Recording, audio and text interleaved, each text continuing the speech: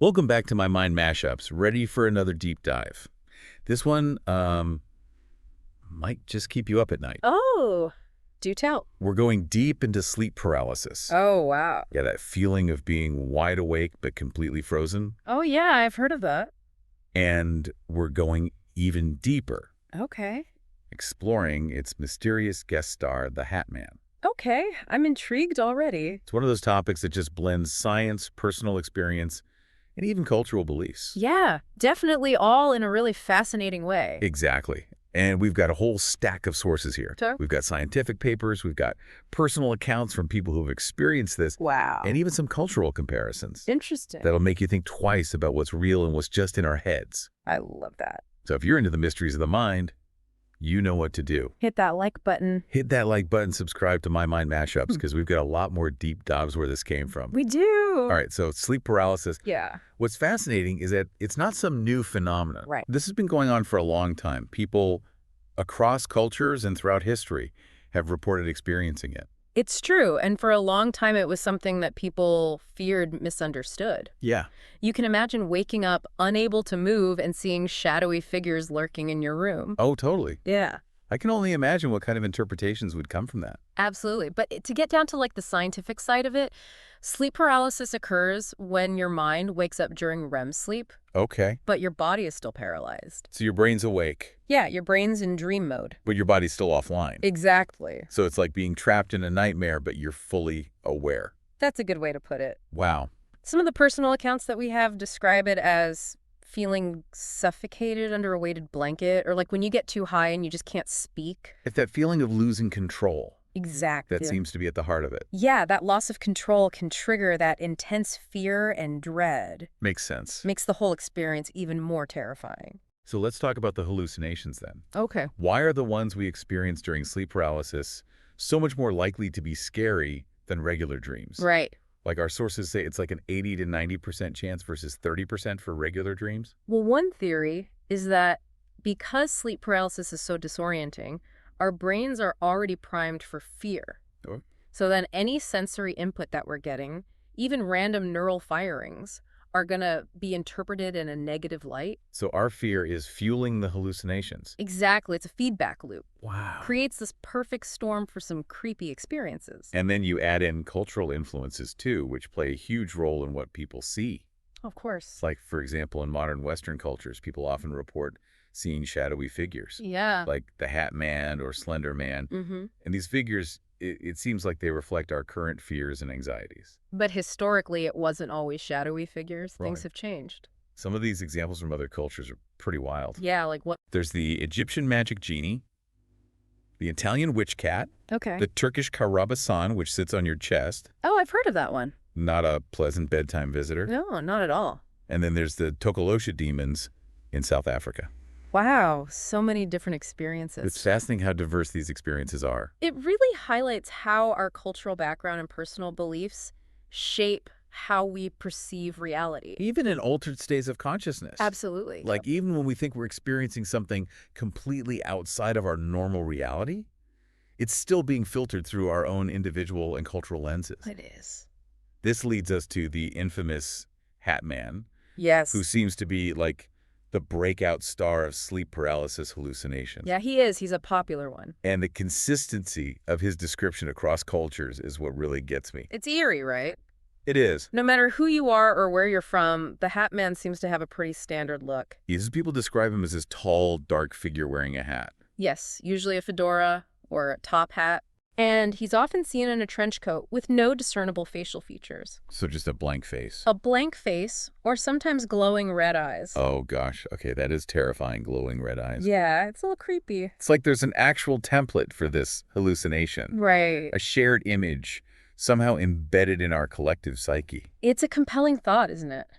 And what's even creepier is that unlike other shadow figures, Yeah. the Hat Man doesn't just stand there. He interacts with people. So he isn't just some passive observer, he actually does stuff. He's been reported to deliver messages, ask questions, even engage in conversations about life, death, the meaning of existence. So he's like a creepy existential therapist from another dimension. Maybe the question is he just a hallucination or is there something more to him? And if so, what does he represent? Exactly. Well, that's the million-dollar question, isn't it? Our sources offer a few intriguing interpretations, Okay. each reflecting different beliefs about the nature of reality and the human psyche. Okay. I'm all ears laid on me. Some researchers believe that the Hat Man is a psychological manifestation, Okay. a projection of our deepest fears and anxieties that surfaces during the vulnerable state of sleep paralysis. So it's like he's coming from inside the house. Precisely, others propose that he could be an interdimensional entity, a being from another realm who interacts with us during these liminal states of consciousness. Okay, so we've got internal, we got external, anything else? There are even interpretations that view him as a symbol of control or suppression, representing forces that are holding us back or preventing us from accessing our full potential. It's fascinating how a single figure can evoke such diverse interpretations. It's like the Hat Man is a blank canvas onto which we project our own cultural beliefs and anxieties.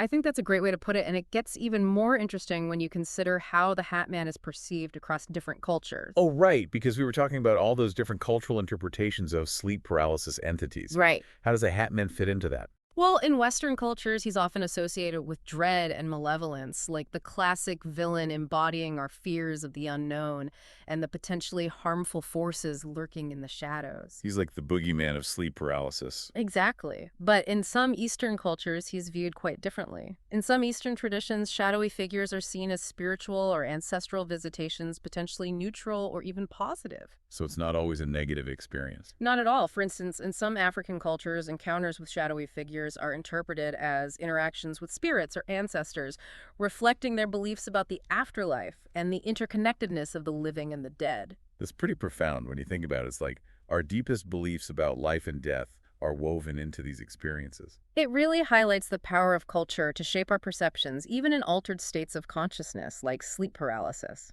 Okay, so we've got this creepy, possibly interdimensional figure who may or may not be evil and who seems to be a global phenomenon. Is there anything we can do to avoid running into him or at least avoid the whole terrifying experience of sleep paralysis in the first place? Well, the good news is there are some things you can do to reduce the likelihood of experiencing sleep paralysis. Tell me everything. I'm not a fan of shadowy figures, especially ones wearing hats. One of the most effective strategies is to make sure you're getting enough sleep and practicing good sleep hygiene. So the classic advice of getting enough shut-eye actually applies here. Absolutely, and it's not just about quantity, it's about quality too. Having a regular sleep schedule, creating a relaxing bedtime routine, avoiding stimulants like caffeine and alcohol before bed. These can all help improve your sleep quality and reduce the likelihood of sleep disturbances, including sleep paralysis. So it's all about creating a healthy sleep environment and taking care of your overall well-being. What if you got all that down, but you still experience sleep paralysis occasionally? Any tips for dealing with it in the moment? That's a great question because once you're in it, it can be pretty terrifying. One technique that's often recommended is to focus on relaxing your muscles and avoiding any attempts to move or fight the paralysis. That seems counterintuitive. You'd think you would want to struggle to break free. It does, but trying to move can actually make the paralysis feel more intense instead of fighting it. Try to focus on your breath and consciously relax your muscles. This can help signal to your brain that it's safe to release you from the paralysis. So it's about surrendering to the experience rather than fighting it. Exactly.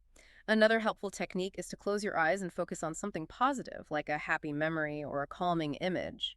Mental distraction can be a powerful tool. So redirect your focus away from the scary stuff. Got it.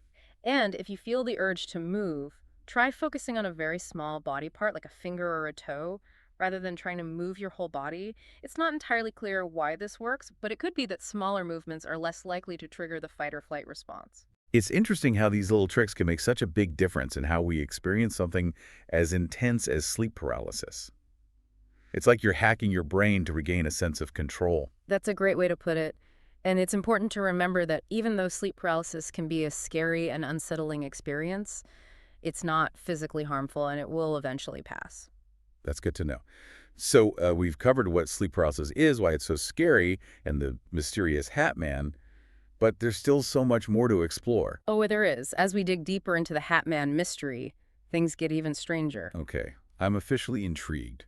Tell me more. He doesn't just show up during sleep paralysis. There are reports of him appearing in other altered states of consciousness, too, Like what? like during deep meditation or even near-death Well, experiences. he's not just a sleep paralysis celebrity, he's branching out. He's a man of many talents, or maybe many realms, and that raises a really intriguing question. If he's not just a product of our sleep-deprived brains, then what is he? Could he be tapping into something more fundamental, like a collective unconscious? Okay, now we're getting into some seriously deep waters. I know, right? It's like he's transcending the boundaries of our understanding of reality. What is real? What's going on here? He challenges our assumptions about what's real and what's not, what's internal and what's external. And the fact that he's so consistently described across cultures and time periods just adds another layer of intrigue. It's almost like he's an archetype of the unknown itself, a symbol of everything we can't explain or fully grasp. Right, maybe that's part of his allure, that he's a reminder that there are still mysteries out there, things that science and logic can't fully explain. He keeps us guessing. Exactly. Perhaps his purpose isn't to give us concrete answers, but to make us question, to push us to explore the deeper layers of our own consciousness and the nature of reality itself. I like that it's a thought-provoking idea. Speaking of exploring, I found it fascinating that reports of the Hat Man started popping up online in the early 2000s. Yeah, it's like the digital age gave this phenomenon a platform to spread. Maybe people were having these experiences before the internet, but they didn't have anywhere to talk about them. They didn't have a community or a way to connect with others who'd had similar experiences, so the internet created a space for people to share their stories and realize they weren't alone. Dax, the internet, with its ability to connect people and share information, has definitely played a role in amplifying reports of the Hat Man. It's Yeah. like it gave a voice to an experience that was often dismissed or shrouded in secrecy. And it shows that even in the age of information and technology, we're still grappling with these ancient mysteries, these glimpses into the unknown that have haunted humanity for centuries. It's humbling, isn't it, to realize that for all our advancements, we still don't have all the answers. And maybe we never will. So even though the Hat Man might seem like a modern phenomenon, his roots could go much deeper. That's a fascinating possibility. Are there any historical precedents for this kind of figure? Like, have people been seeing shadowy hat-wearing figures for centuries? Well, while the specific image of the Hat Man with his fedora or top hat seems to be more recent, the concept of shadow people has been around for centuries across various cultures and folklore traditions. So he could be a modern iteration of an ancient archetype. Exactly. A figure that tacks into our primal fear of the unknown, that instinctual fear of the dark and what might be lurking in it. It's a survival instinct that's been passed down through generations. It's fascinating how these archetypal figures seem to transcend time and culture. They speak to something fundamental in the human psyche, our deep-seated fears and anxieties about the world and our place in it. So even though the Hat Man might seem like a product of our modern anxieties, he's actually tapping into something much older, something primal that connects us to our ancestors and to the shared human experience. Okay, we've talked about the Hat Man's possible origins and his connection to sleep paralysis, but what about the people who've actually encountered him? What do their experiences tell us? Well, the accounts are as varied and intriguing as the interpretations themselves. Okay, give me some examples. Some people describe feeling intense fear or dread in his presence, which is a pretty common reaction, but others report a sense of curiosity, like they're more intrigued than terrified, and some even report a strange sense of familiarity. Familiarity. Like they've met him before, like he's someone they know, or at least recognize on some level. It's like he evokes a different reaction in everyone he encounters. That's a fascinating observation. It's like he's a mirror reflecting our own inner state. And some people even claim that he communicates with them either verbally or telepathically, often delivering messages that are cryptic or even threatening. So he's not just a silent observer, he's an active participant in these experiences. In some cases, he appears to be engaging with people on a deeper level, perhaps trying to convey something or elicit a specific response. Seems like he has an agenda. Uh, What kind of messages does he deliver? That's where things get really interesting. Some people report that he warns them about impending danger or tries to tempt them with promises of power or knowledge. So he's like a trickster figure, a tempter, a deceiver, offering false promises. Or maybe he's just playing with them, enjoying their fear and confusion. It's hard to say for sure. While others say he simply observes them, studying them with an unsettling intensity, as if trying to decipher some hidden truth. So he's not always malevolent. Yeah. Sometimes he's just curious. Or maybe he's looking for something. Maybe he's trying to understand us. Maybe he's from another dimension and he's studying human behavior. Or maybe he's a time traveler. Or maybe he's a projection of our own subconscious minds. So we're back to the archetype idea. It's hard to say for sure. Maybe he's all of those things. Maybe he's none of them. It's like he's a being of pure enigma, defying our attempts to understand or categorize him. He is a reminder that there are still mysteries in the universe that elude our comprehension, It's like he's showing us the limits of our knowledge, that there are things we may never fully understand. that our limited human perception can only grasp a fraction of the vastness and complexity of reality. Maybe that's the point. What do you mean? Maybe the Hat Man is a symbol of that vastness and complexity. That's an interesting idea. Maybe he's a reminder that we don't know everything and that we shouldn't try to... Maybe the real mystery is not the Hat Man himself, but the universe itself and our place in it. Maybe he's a cosmic joke, a reminder that we take ourselves too seriously. Or maybe he's a wake-up call, a challenge to expand our consciousness and embrace the unknown. I like that. Me too. Yeah. That's a lot to think about. But that's what makes it so fascinating. Exactly. The Hat Man, with all his mystery and ambiguity, is a reminder that there's still so much we don't know, and that's okay. In fact, it's more than okay. It's exciting. It's what keeps us searching. It's what keeps us alive, and that's where we'll leave it for now. We'll be back in a bit to explore even more fascinating aspects of the Hat Man phenomenon. Sounds good. So stay tuned. See you soon. All right, so we've journeyed through sleep paralysis. We've met the Hat Man and explored all these different ideas about him. It's been quite a trip, hasn't it? Yeah, it really has. I mean, honestly, we've just scratched the surface here. We have. We can talk about this for hours. Well, definitely. But as we wrap up our deep dive into the world of sleep paralysis and the Hat Man, I'm left with this one question. What's that? What does it all mean? The million-dollar question, right? Is there like some grand takeaway here, or are we Yeah. just left with more questions than answers? It's the question that's haunted philosophers and mystics for centuries. You know, this is something that touches on the very nature of consciousness reality, the mysteries of the human mind. It feels almost too big to wrap our heads around.